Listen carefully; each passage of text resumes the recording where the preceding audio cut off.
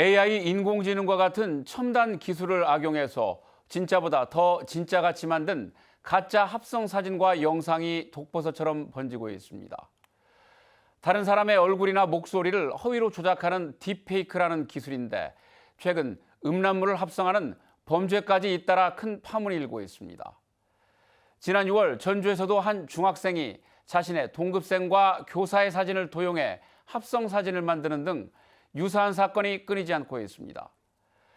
관련 범죄 확산 속도도 빠르지만 어린 초중학생들까지도 가해자나 피해자가 되고 있다는 점이 더 걱정입니다. 오늘 시사토크에서는 전북의 딥페이크 범죄는 어디까지 왔고 대책은 없는 것인지 이야기를 나눠보겠습니다. 화면 왼쪽부터 권지연 사단법인 성폭력 예방치료센터 센터장, 선한이 전북특별자치도의회 의원, 그리고 박주원 변호사 이렇게 세 분과 함께합니다. 네, 어서 오십시오. 반갑습니다. 네, 딥페이크 성범죄라는 용어가 아직은 조금 낯선 분들도 많으실 것 같은데요. 센터장님께서 이 정확한 정의 그리고 또 현실에서는 어떤 형태로 나타나고 있는 것인지 설명을 좀 해주시죠. 네, 딥페이크 성범죄는 인공지능 기술을 이용하여 특정 인물의 얼굴이나 신체를 합성한 영상물을 제작하거나 유포하는 범죄입니다. 이는 성폭력 범죄의 처벌 등에 관한 법률 제14조 2의 허위 영상물 등의 반포에 해당합니다. 신종 범죄라기보다 사진이나 영상 합성은 예전부터 있던 것인데 딥페이크라는 기술이 누구나 쉽게 접근 가능하고 활용할 수 있게 되면서 특히 10대 청소년들에게 사이버 괴롭힘의 도구로 사용되고 있는데요. 피해자들이 범죄 발생부터 피해 사실을 인지하기까지 간극이 있는데 개인 신상과 함께 합성물이 유포되면서 모르는 사람들로부터 성적인 연락을 받고 인지하는 경우가 많습니다. 네, 그렇군요.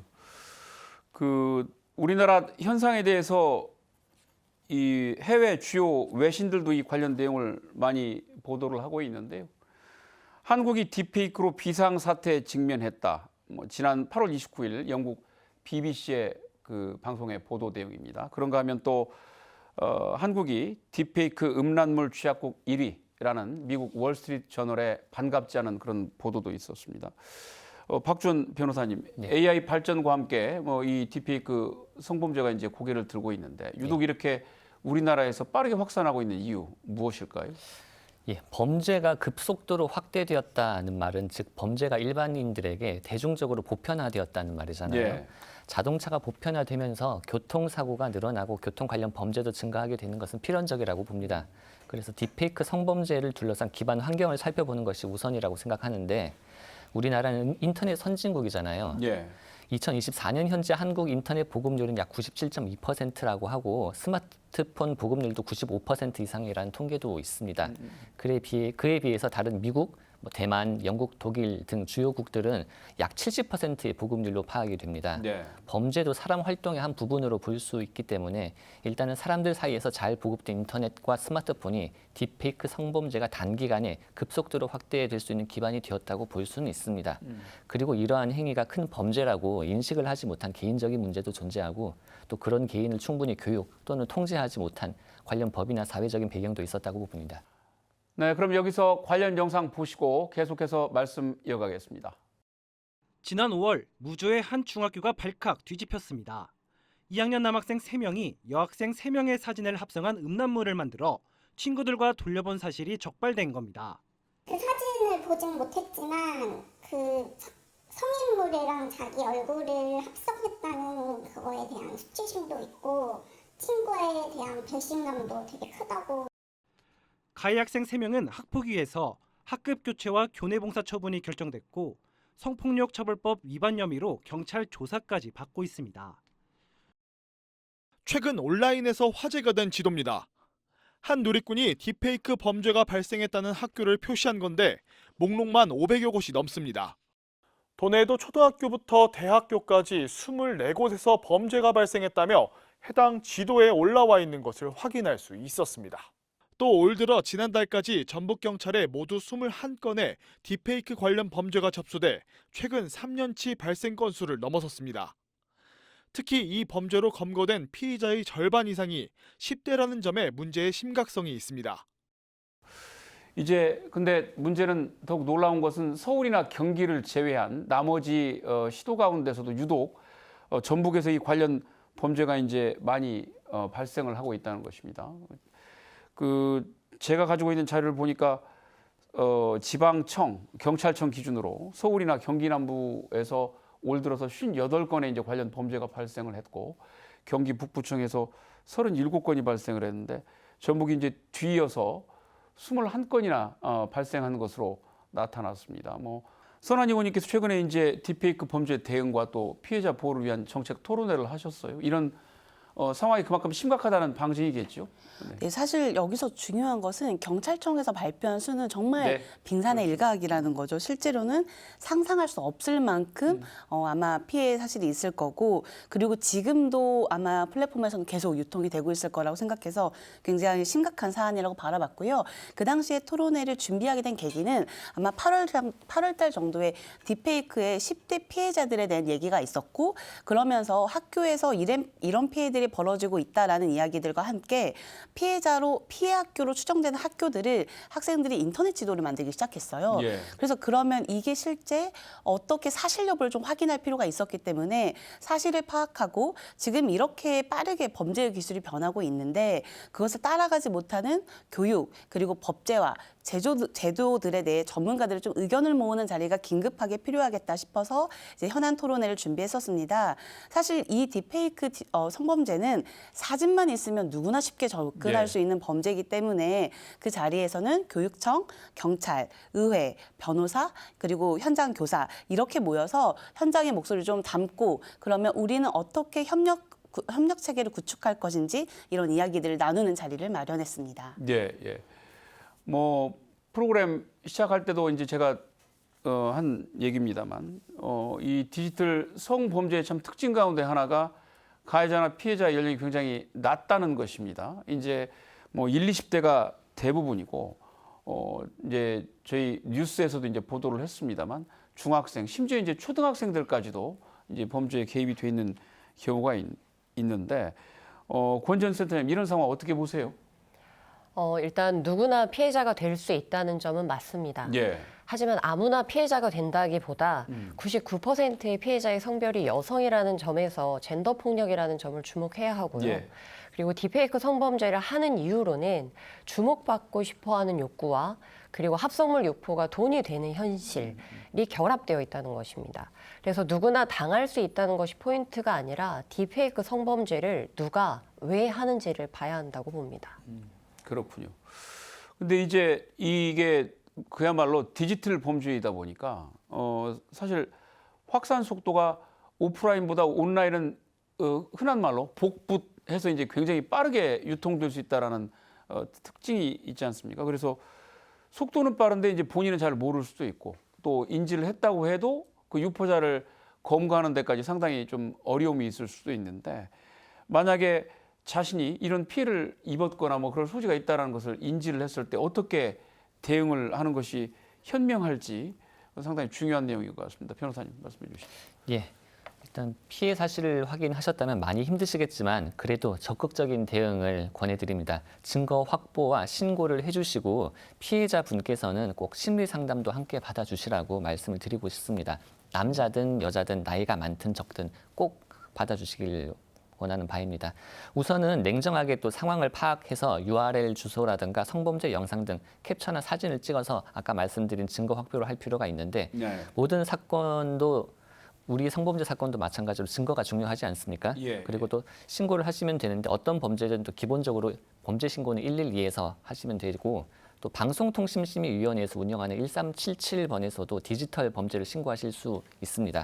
또 24시간 상담과 문자도 가능한 여성 긴급 전화 1366번도 있고 또 우리 지역 내에서 또 여기 권지현 센터장님께서 운영하시는 성폭력 예방치료센터에서도 디지털 성폭력 특화 상담을 진행을 하십니다. 예, 그렇군요.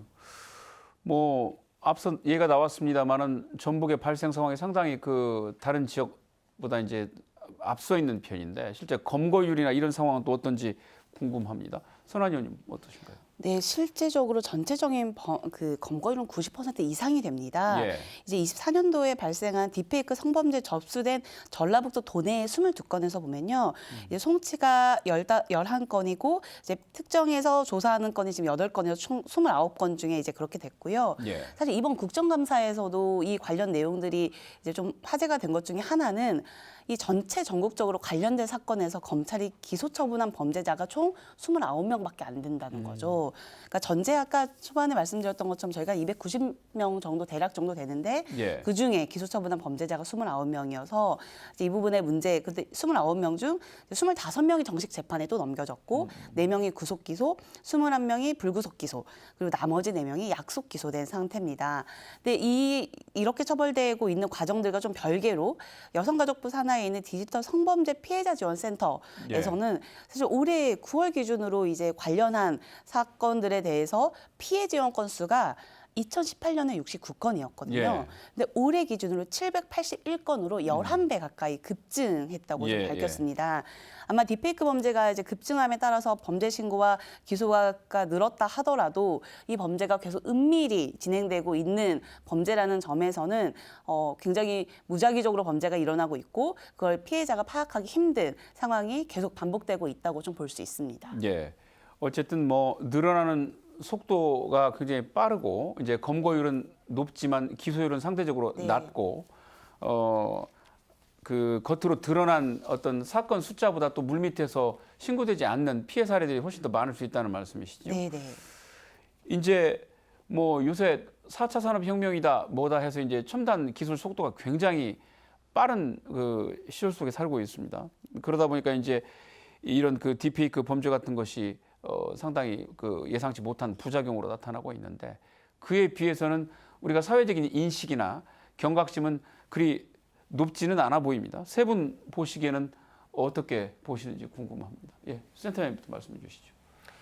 이제 우리 사회는 많은 경우에 피해자 되지 않는 법을 가르치면서 경각심을 갖도록 말하는데 저는 경각심은 그 행위를 하고 있는 사람들이 먼저 꼭 가져야 된다고 생각하거든요. 그래서 금지된 것을 할 때 재미가 있잖아요. 예. 그래서 그렇지만 그만큼의 책임이 따른다는 것, 그리고 피해를 경험하는 사람은 그 이상의 고통이 따른다는 것을 꼭 기억하셨으면 좋겠습니다. 예, 알겠습니다. 예, 손아정 의원님. 네, 제가 한 인터뷰를 봤는데요. 이제 서혜진 여성 변호사의 인권이사분이 한 말인데요. 어릴 때부터 디지털 기기에 익숙한 청소년들은 스마트폰 전자기기를 이용한 놀이와 괴롭힘 사이의 구분이 희미하다는 특성이 있다는 거예요. 그러니까 사실 계속 장난이었다고 얘기하는 건 사실 말이 안 되긴 하지만 이미 그렇게까지 활용하는 청소년들은 이게 문제라고 분명히 인식은 하고 있을 거예요. 지금 뉴스나 여러 가지 언론의 내용들에 대해서는. 하지만 그 더 어린 시기에는 그 구분이 좀 분명하지 않기 때문에 그렇기 때문에 저희가 스마트 기기를 시작하는 시점에서 그 나이에 맞게 적정한 교육과 이용 가능한 콘텐츠에 대해서 좀 엄격하게 구분할 필요도 있을 것 같고요. 사실 최근에 디지털 성범죄뿐만 아니더라도 이 딥페이크 기술을 활용해서 유명 연예인을 사칭해서 하는 범죄들까지 이어지고 예. 있어요. 그러니까 이처럼 접근성이 편리한 부분에 대해 스마트 기기의 보급과 활용에 대해서만 얘기하고 있는데요. 이 디지털 기술의 윤리적 부분 그리고 인격의 존중 등에 관련된 교육 정책들이 사실 아이들이 이 위험을 인지하는 교육적 환경에서 굉장히 영향을 많이 미치기 때문에 그런 부분에서 좀 중점적으로 저희가 계속 교육하고 그런 환경을 만드는 것도 필요하다고 봅니다. 예. 뭐 접근성도 쉽고 또 이제 그런 반면에 또 더불어서 익명성이 또 상당히 있다 보니까 예를 들면 범죄 의식을 별로 느끼지 못한 상태에서 이제 처지는 경우도 좀 많은 것 같기도 합니다. 예, 박수현 변호사님. 예, 계속 이야기가 나오고 있지만 이런 행위 자체가 범죄가 될 수 있다는 인식이 굉장히 낮은 것 같습니다. 특히 그중에서 전북이나 제주같이 비광역시 지역에서 예. 인구당 발생 비율이 좀 더 높아 보여서 걱정스러운 부분도 드는 것도 사실입니다.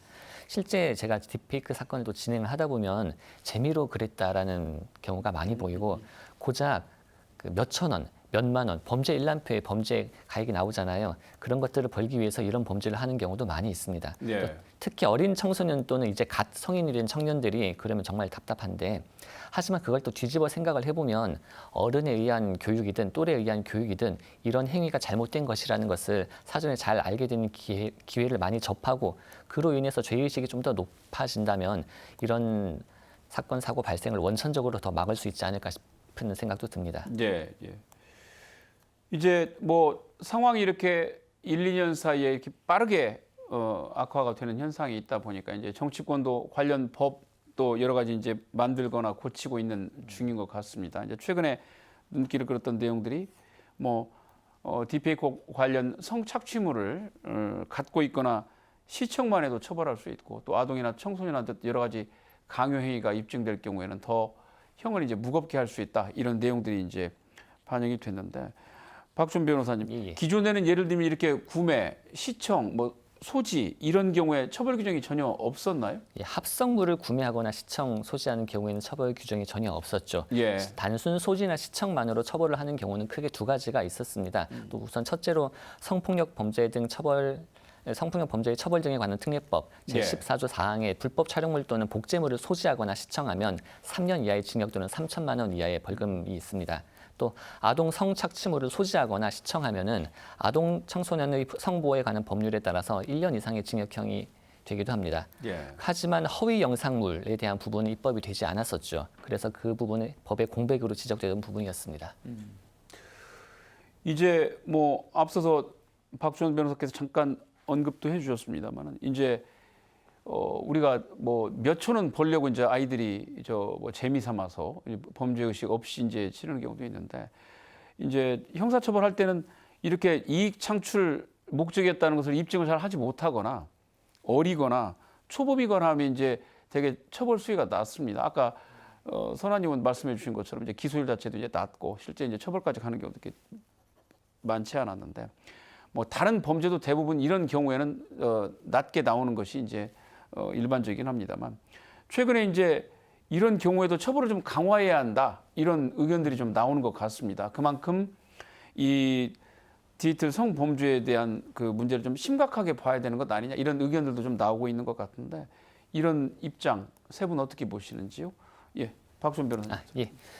기본적으로 저는 처벌 강화 자체에 대해서는 찬성입니다. 하지만 처벌 강화를 하기 전에 그 전에 상당한 교육이나 예. 보육이 이루어졌었는지 사회가 개인에게 책임을 묻겠다는 거잖아요. 예. 그 전에 사회가 개인에게 충분히 의무를 다했는지, 그렇다고 할 수 있어야지 그 처벌이 타당성을 가질 거라고 생각합니다. 예. 또 무조건적인 양형 강화는 위헌 결정을 받을 가능성도 있거든요. 예전에 뺑소니 도주치사 사건의 형량이 너무 높아서 위헌이 결정이 난 경우가 있었어요. 예. 현재 살인죄가 5년 이상 징역형의 범죄이잖아요. 그런 상황을 감안해가지고 무작정 형을 높이는 것은 다른 법과의 형평성에서도 맞지 않을 수 있다는 점을 염두에 두어야 합니다. 예. 뭐 우리가 이제 사회적 공분을 일으키는 사건이 터지면 되게 이제 처벌을 좀 세게 하자, 이런 그 국민적 여론이 이제 많고, 또 때로는 국회에서 이제 그런 국민적 여론에 등 떠밀려서 가는 경우가 있는데, 말씀하신 것처럼 사실 들여다보면 국민들의 법 감정하고 실제 또 법 체계 안에서 형평성이나 여러 가지를 고려를 해야 되다 보니까 그 여론만 따라 가지고는 또 다른 그 부작용이나 공정성이 시비가 또 나타날 수 있다는 그런 것으로 보일 수 있을 것 같습니다. 네, 선한 의원님 어떻게 보시는지요? 네, 여러 최근 통계들이 좀 계속 많이 나오다 보니까 이제 통계 기준이 뭐냐에 따라 좀 다르긴 예. 한데요. 한 기준에서는 이제 가해자의 10대가 80%까지 나왔던 통계들도 있었어요. 예. 근데 그렇게 따지면 사실 박주원 변호사님 말씀처럼 이 사회적 책임을 어떻게 다했냐도 중요한 부분이라 한다면, 사실 교육을 의무화시키는 거 중요한데요. 교육의 질이 너무 중요한 거죠. 그러니까 교육을 계속 횟수를 채워나가는 교육, 의무화해서 1회 했으니까 우리는 사회적 책임을 다했다, 이런 게 아니라 어떠한 내용으로 교육하느냐. 실제 최근에 언론에서도 이제 청소년이 아닌 대학생들마저도 의무교육이어도 60% 정도만 교육을 이수했다는 통계들도 있어요. 그러니까 그런 건 눈높이나 현실에 맞지 않는 교육들이 있을 때 사실 시간만 때우는 교육들이 있을 수 있어서 그런 부분은 같이 고민해야 될 내용인 것 같고요. 저는 경각심을 주는, 그러니까 사회적 메시지를 주는 부분에 있어서 양형 기준이 굉장히 중요하다고 예. 생각하는 거죠. 그러니까 아까 이제 앞서 말씀드린 상담과 피해 건수에 비해 기소된 확률이 너무 적은 상태에서 피해자가 가져가야 하는 고통은 평생이잖아요. 그러니까 계속 두려워하는 상황. 내가 정말 다 지워진 걸까? 누군가 갖고 있는 건 아닐까? 계속 유포되고 있는 건 아닐까? 이런 여러 가지의 고통에 살아야 되는데 실질적으로 양형은 굉장히 적다고 생각합니다. 그래서 또 착취물에 이제 딥페이크가 포함되어서 또 구체적인 처벌 기준까지도 좀 포함시켜서 만들어줘야 된다고 생각합니다. 예, 알겠습니다. 어쨌든 보완이나 일부 강화가 좀 필요하다라는 의견이시고, 센터장님 어떻게 보세요? 저는 성폭력은 언제나 엄벌해야 된다는 목소리가 있는 것 같아요. 근데 저는 사실은 필벌해야 된다라고 이야기하는 사람이거든요. 그러니까 내가 디지털 성범죄를 하면 처벌된다는 인식이 있어야 하는데 텔레그램처럼 어떤 공간에서는 해도 잡히지 않는다는 인식이 공유되면 당연히 계속될 수밖에 없잖아요. 그래서 잡힌다, 반드시 처벌된다는 인식이 생길 수 있도록 수사기관에서 좀 발빠르게 검거하고 수사에서 송치하는 것부터가 저는 시작이라고 봅니다. 알겠습니다. 어쨌든 뭐 예방도 중요하고 일어나지 않는 것이 최선이겠습니다만 이제 사안이 발생한 이후에는 후속도 대응을 또 잘 해야 할 텐데 어쨌든 피해자에 대한 대책 또 안전망 이런 것들이 이제 잘 구축돼 있는지도 궁금합니다. 이제 센터장님이 그런 여러 가지 역할들을 해주고 계시는데 도내에 지금 피해자들이 이런 경우에 할 수 있는 상담 혹은 보호 받을 수 있는 시설 어떤 것들이 있는지요? 네, 전북에는 디지털 성범죄 특화 상담소가 있습니다. 예. 2021년부터 성폭력 예방치료센터 부설 전주 성폭력 상담소에서 운영 중인데요. 디지털 성폭력 피해자 및 가족을 위한 상담, 의료, 법률, 삭제 지원 등을 하고 있습니다. 그리고 아까 24시간 운영하는 전북 여성 긴급전화 1366도 있고요. 그리고 전북의 시 단위에는 성폭력 피해자를 지원하는 성폭력 상담소들이 있습니다. 그냥 상담뿐만이 아니라 삭제 지원까지 하고 계세요? 그 내용도 조금 소개를 좀 해주시죠. 네, 디지털 특화 상담소에서는 다른 상담소들하고 다르게 삭제 지원이 가능합니다. 예. 그래서 이 부분을 도움받고 싶으실 때는 전주 성폭력 상담소로 연락을 주시면 됩니다. 예. 박수현 변호사님, 아마 뭐 이 부분하고도 좀 관계가 있을 것 같긴 한데 네네. 피해자들이 이 디지털 성범죄와 관련해서 가장 괴롭게 생각하는 부분, 어떤 부분 꼽을 수 있을까요? 예측이 되지 않는 부분이 가장 무섭게 예. 다가온다고 생각합니다. 디지털 범죄의 무서운 점이 눈에 보이지도 않는 피해가 나도 모르게 계속 발생하고 있다는 점이잖아요. 예. 온라인상의 모든 자료를 삭제하는 것도 불가능하지만 만약 그랬다고 하더라도 어디에 오프라인으로 어디에 내 피해 자료가 있을지 모른다는 생각이 너무 사람을 힘들게 하는 것 같습니다. 예측, 통제할 수 없는 위험이 사람을 무기력하고 우울하게 하고 불안을 넘어서 일상을 공포스럽게 만들 수 있는 점으로 보입니다. 그렇군요.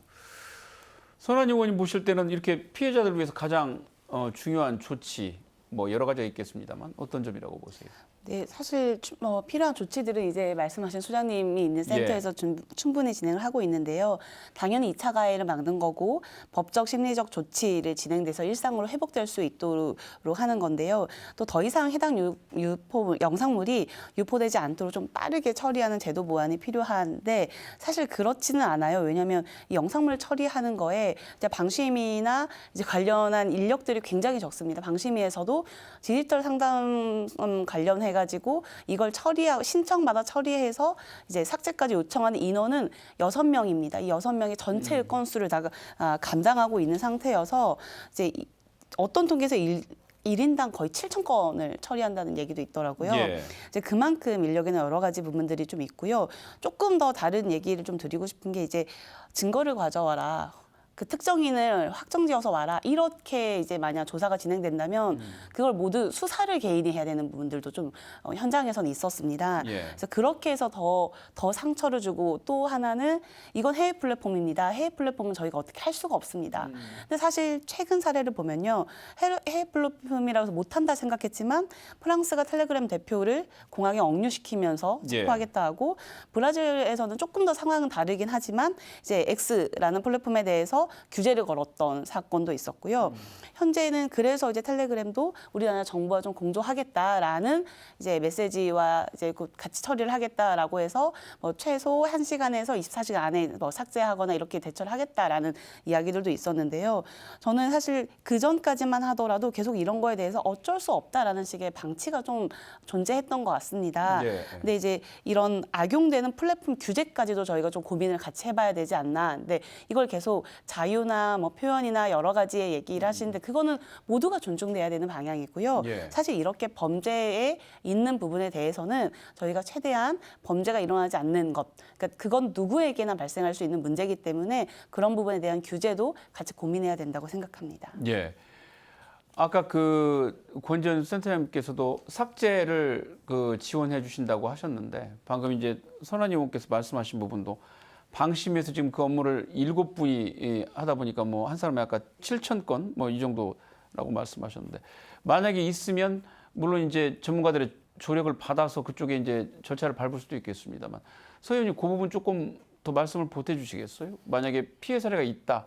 내가 관련된 영상을 다 삭제하고 싶다. 그러면 방심이라든가 이런 데 어떻게 요청을 해야 되는 것인가요? 네, 실제 방심위는 원래 전화번호가 있습니다. 그게 1377에다가 예, 전화를 예. 하면 이제 거기에다가 신청을 해가지고 진행을 하는데요. 예. 사실 그게 24시간 가동되고 이제 3교대로 돌아가겠다고 하면서 12명의 인력을 투입하겠다는 게 계획이었는데 예.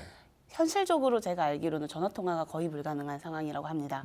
예, 전화가 계속 이제 밀리는 상황이어서요. 그래서 이제 긴급 대응팀에서 올해 들어 8월까지 5만 96건이 들어왔다고 합니다. 예, 5만 예. 96건 올해까지만 해서 그러면 예. 실제적으로 이제 제가 볼 때는 현장에 투입되는 인력들에 대해서는 이번에 예산을 통해서라도 증액되는 부분들이 필요한데 사실 이 디지털 성폭력 상담소 관련해서는 조금 기조가 달라지면서 통합상담센터가 운영되고 전반적으로 예산이 좀 삭감되는 상황이었어요. 그러니까 딥페이크는 강력하게 처벌할 거야. 그리고 딥페이크 문제에 대해서 우리가 굉장히 이 사회적 제도를 잘 만들 거야라는 이 외침과는 다르게 실제 예산이나 제도는 굉장히 조금 더 지양되고 있는 상황들이었던 거죠. 이제 그런데 이제 아까 말씀하신 대로 그런 신고나 이런 부분들이 다 안내가 되고 있더라도 안내해도 연락이 안 되고 안내해도 실제 처리가 되지 않는 부분들도 있는 상황입니다. 네. 아까 그리고 그 예를 들면 텔레그램이랄지 X의 사례도 말씀해 주셨습니다만 우리가 이제 예전에도 뭐 디지털 망명이다 뭐다 해서 이제 서버를 뭐 해외에 두고 있는 상태에서 뭐 여러 가지 범죄에 악용이 된다든가 이런 경우들이 많았는데 말씀하신 대로 관련 기관들이 아직까지는 좀 적극성이 없다 보니까 프랑스가 아까 프랑스하고 브라질 사례 말씀해 주셨습니다만 이제 우리나라 국격이나 위상이 뭐 세계에서도 손꼽히는 나라이기 때문에 글로벌 그 빅테크 업체나 이런 데들한테 조금 더 강력하게 의사표명을 하고 또 압력을 넣어야 되는 거 아닌가 그런 생각이 좀 드는군요. 이 딥페이크 범죄 예방을 위해서 이제 우리가 제도적으로 여전히 보완해야 될 것도 많고 또 어쨌든 교육적 측면에서도 상당히 조금 이것도 보완을 좀 해야 될 텐데 어떤 부분이 좀 시급하다고 보시는지 말씀을 좀 해주시죠, 센터장님. 예. 네, 저는 교육과 관련해서 현행 단발성, 일회성 교육이 굉장히 문제적이라고 예. 생각합니다. 유네스코의 국제 성교육 가이드인 포괄적 성교육을 시작해야 된다고 보는데요. 예. 이게 어린 나이부터 시작하는 지속적, 점증적 교육 과정으로 성평등에 기초해서 보편적 인권에 대한 이해를 증진하고 무엇보다 정보에 근거한 의사결정 능력, 그리고 효과적인 의사소통과 협상 능력 등 건강한 선택을 하는데 필요한 능력을 기를 수 있게 해주거든요. 예. 그래서 저는 이 포괄적 성교육이 얼른 도입돼야 된다고 봅니다. 그걸 지금 어느 나라에서들 하고 있는 것인지요? 어느 나라에서 하는지는 제가 지금 정확하게는 네, 모르겠고요. 예. 네, 많은 나라에서 네, 기준을 가지고 하고 있습니다. 근데 예. 아직 우리나라는 이 포괄적 성교육의 이야기가 나온 지 지금 굉장히 오래됐거든요. 그런데도 아직 시작이 안 되고 있어서 예. 얼른 도입이 좀 됐으면 하는 마음입니다. 예, 알겠습니다. 예, 서 의원님.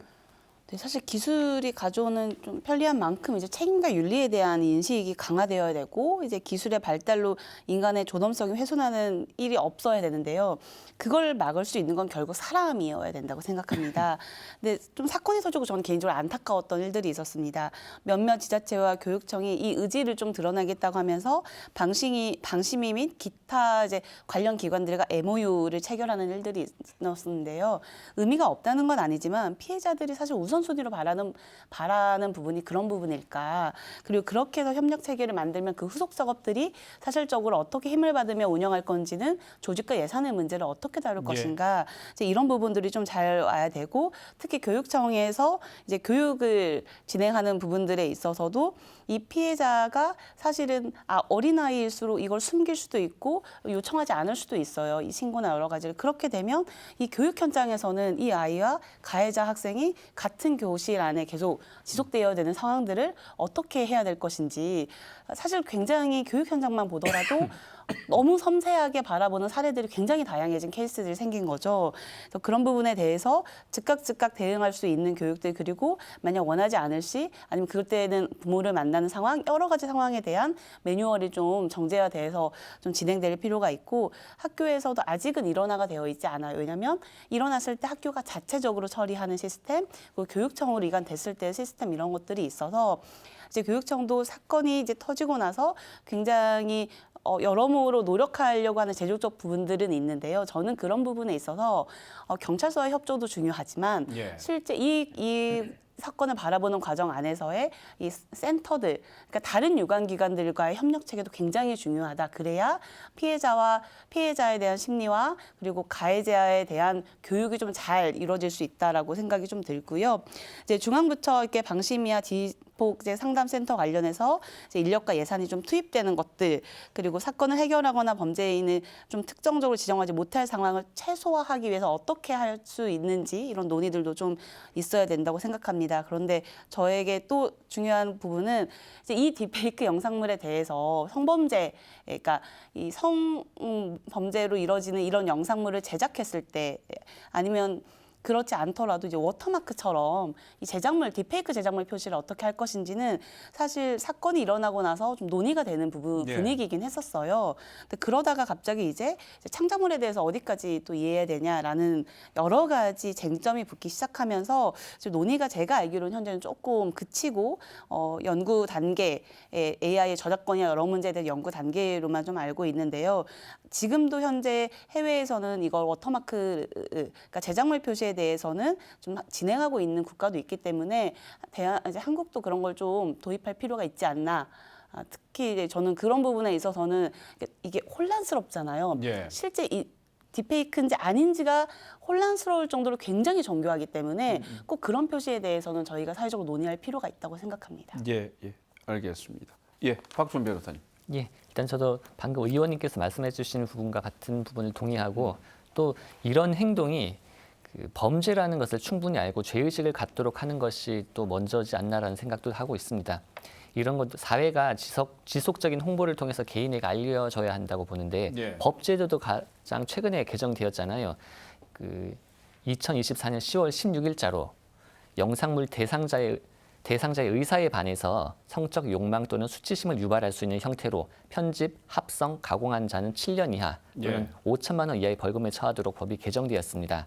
영리 목적인 경우에는 벌금형이 없이 3년 이상의 징역이고 단순 소지나 시청은 아까 말씀드린 불법 촬영물 단순 소지나 시청과 동일하게 3년 이하의 징역 또는 3천만 원 이하의 벌금으로 신설되었습니다. 그래서 일단 시급한 법 개정은 지나왔으니까 남몰래 허위 영상물을 만드는 것 자체가 성범죄다라는 인식이 널리 퍼져서 자리 잡아야 할 것이라고 생각합니다. 박 변호사님께서는 그 어린 가해 학생들 사건 이렇게 다루시면서 그 부모들도 이제 만나보시고 그러셨을 것 같은데 이제 의뢰하거나 상담할 때 어떤 반응들을 보이던가요, 부모들이?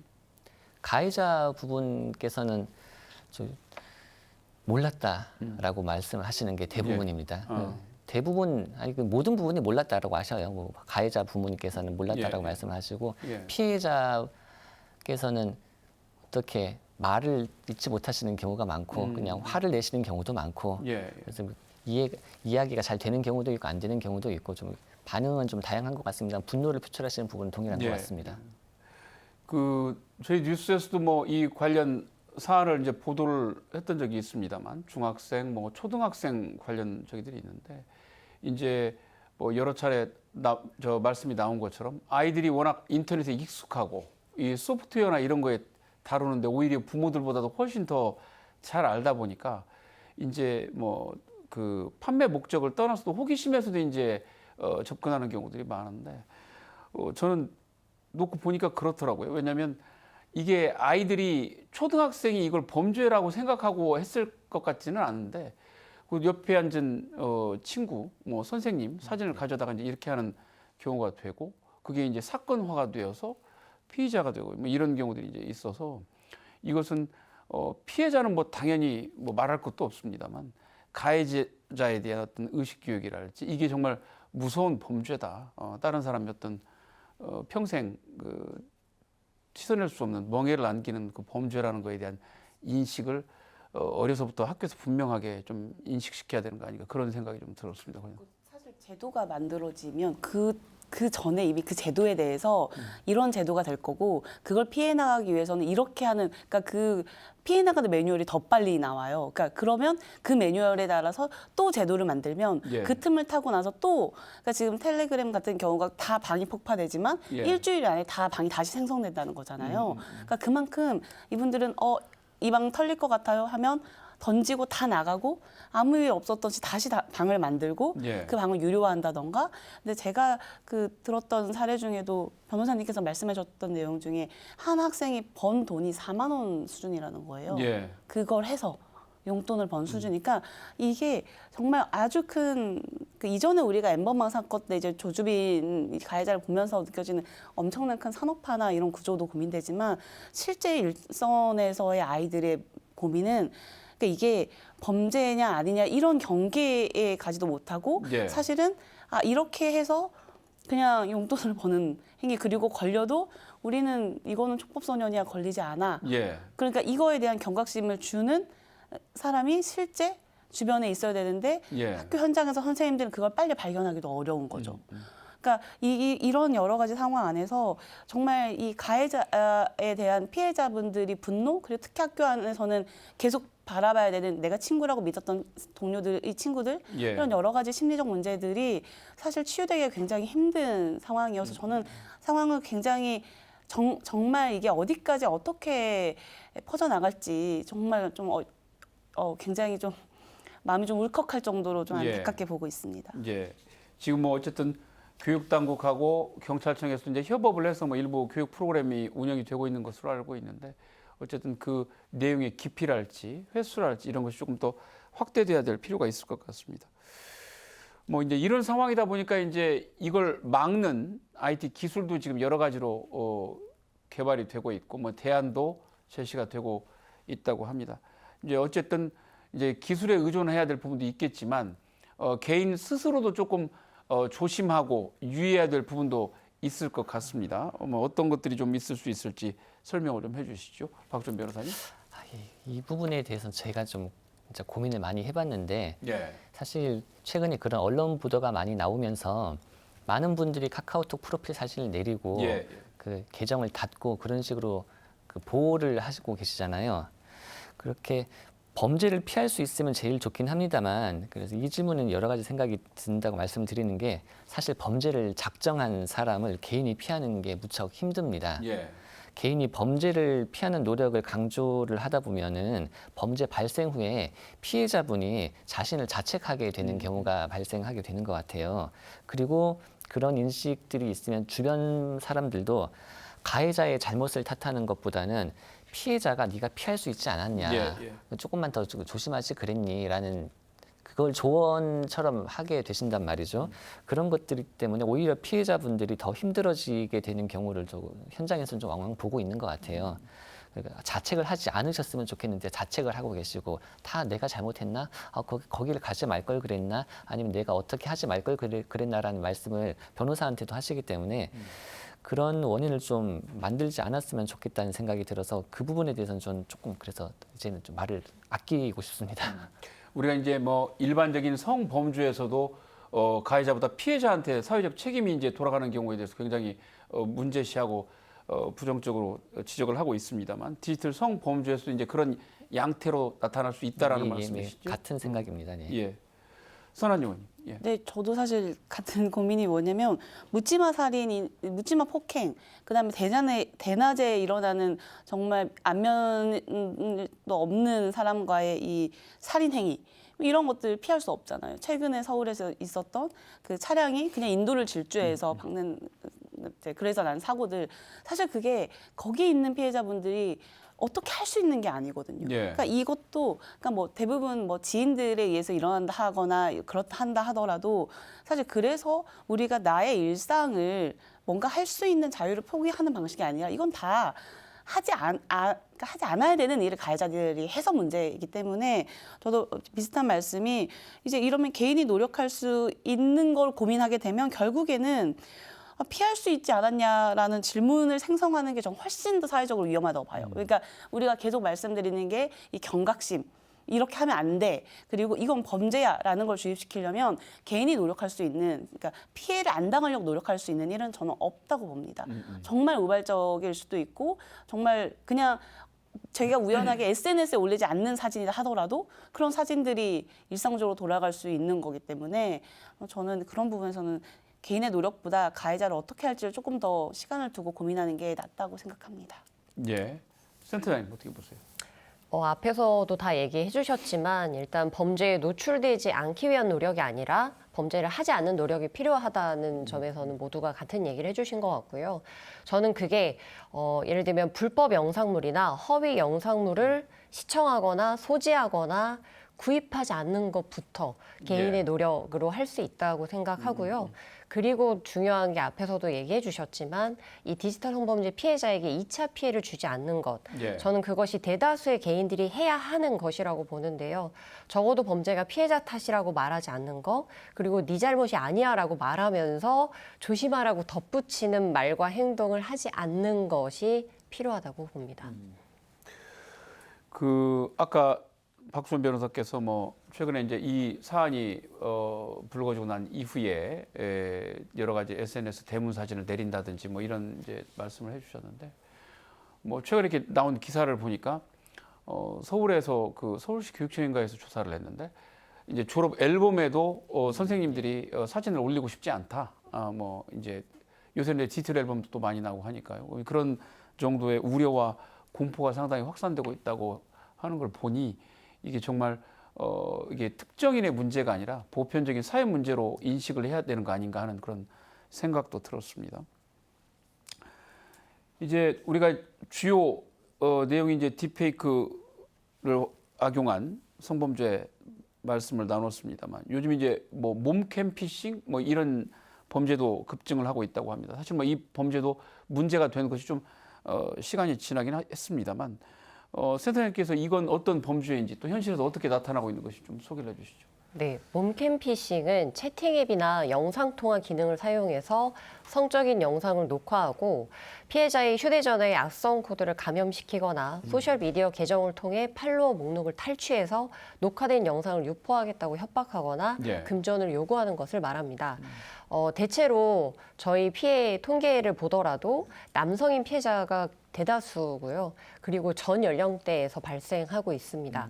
그리고 주로 가족과 지인 대상으로 유포되는 경향이 있어서 예. 굉장히 피해자분들이 이제 수치스러워하는 경우들이 꽤 많았습니다. 그렇군요. 어쨌든 이제 이런 디지털 성범죄가 참 이제 기술이 발전하면서 뭐 그 유형도 다양해지고 속도도 뭐 일반 범죄에 비해서 굉장히 빠르게 확산하고 있는 것 같습니다. 여러 가지 이제 얘기들이 나왔습니다만 종합적으로 우리 사회가 어떻게 대응을 해야 된다고 보시는지 마무리 말씀으로 한 말씀씩 정리를 좀 해주시죠. 예, 박정 예. 변호사님. 아까도 말씀드렸지만은 딥페이크 사건 가해자는 어린 청소년 또는 청년인 경우가 많습니다. 예. 그래서 보통 사건이 발생을 해서 변호사를 방문하시면 단독으로 오기보다는 가해자 단독으로 오는 것보다는 부모님과 함께 오시는 경우가 많아요. 예. 그런데 그런 경우에 가해자 부모님 이야기를 또 듣다 보면은 한결 같이 모두가 똑같은 말씀을 하시는 게 우리 아이가 이러는 줄 몰랐다라고 말씀을 하세요. 얼핏 보면 이건 가정의 문제지 않습니까? 근데 그 속을 보면 가정에서 아이에게 관심과 사랑을 쏟을 시간이 없었고 그 가족을 위한 사회 여건이 부족했기 때문이지 않나라는 생각도 듭니다. 예. 만약 내 아이에게 관심과 사랑을 평소 좀 더 쏟을 수 있었고 그래서 그런 것들을 미리 방지할 수 있었더라면 이런 범죄가 발생하는 것도 사전에 하나라도 막을 수 있었지 않았을까 싶습니다. 예. 그런데 그런 건 개인의 노력도 중요한데 지역 사회가 그런 문화와 여건을 만들어줘야 가능한 일이기도 하지 않습니까?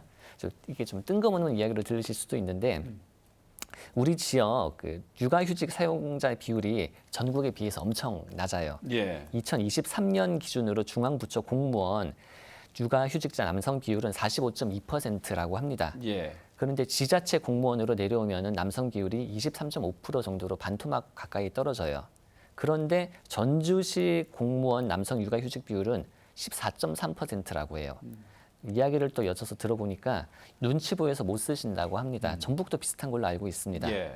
우리 지역은 아직 이런 분위기란 말이죠. 이게 단편적 예시이긴 한데 이런 문화라든가 분위기가 관련이 있지 않나라는 생각이 들어서 가족 정책이 좀 더 보강이 되면은 이런 사건 발생을 미연적으로 좀 방지할 수 있는 부분이 있지 않을까. 그래서 가족 정책이 좀 더 실질적으로 진행될 수 있으면 좋겠다라는 생각을 합니다. 오늘 쏟는 사랑과 관심이 내 아이 미래의 범죄를 적어도 한 번은 막아준다고 생각을 하거든요. 예. 법이나 제도의 구비도 좋지만은 근본적인 대안을 좀 생각하는 마음에서 말씀을 드려봤습니다. 네. 선한 의원님. 네, 사실 오늘 이제 토론은 딥페이크 기술 자체에 대한 문제를 이야기하는 게 아니라 그것을 이용하는 사람들이 범죄로 활용하는 부분에 대한 이야기였고, 그리고 그거를 플랫폼에 유포하고 매매하는 행위들에 대해 이야기를 좀 나눴는데요.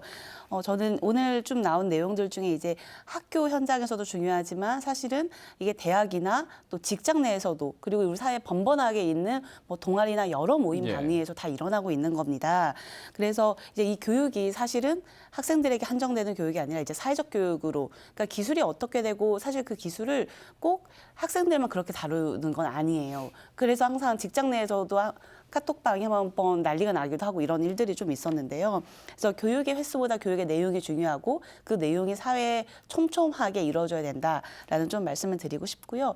어떠한 기술도 인간의 존엄성을 해치면서 발전할 수 없다고 생각합니다.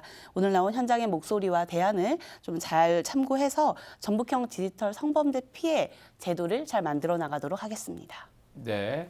네. 센터장님. 네, 저는 디지털 성범죄 피해자는 그때 당시에 내가 피해를 입을 것이라고 하는 것에 대한 예측을 할 수 없었을 거고 굉장히 예상하기 어려운 당혹스러운 경험이었을 거라는 거예요. 그래서 당연히 어떻게 해야 할지 모르는 게 네, 당연히 어떻게 해야 될지 모를 수 있거든요. 그래서 그럴 때는 디지털 성범죄 특화 상담소인 전주 성폭력 상담소로 연락을 주시면 다방면으로 함께 고민하고 무료로 지원할 수 있으니까 꼭 연락해서 도움 받으시면 좋겠습니다. 네. 알겠습니다. 오늘 말씀 여기까지 듣겠습니다. 네. 첨단 기술이 빠르게 발전하면서 불과 몇 해 전까지만 해도 상상 속에서나 가능했던 일들이 하나둘씩 현실이 되고 있습니다. 하지만 이용자의 윤리의식이 수반되지 않은 첨단 기술은 인류의 삶을 향상시키는 축복이 아니라 심각한 재앙이 될 수도 있습니다. 빠르게 확산하고 있는 딥페이크 범죄가 건강한 디지털 사회로 나가기 위해서는 반드시 풀어야 할 과제를 던지고 있습니다. 오늘 순서 여기서 마칩니다. 함께해 주신 여러분 고맙습니다.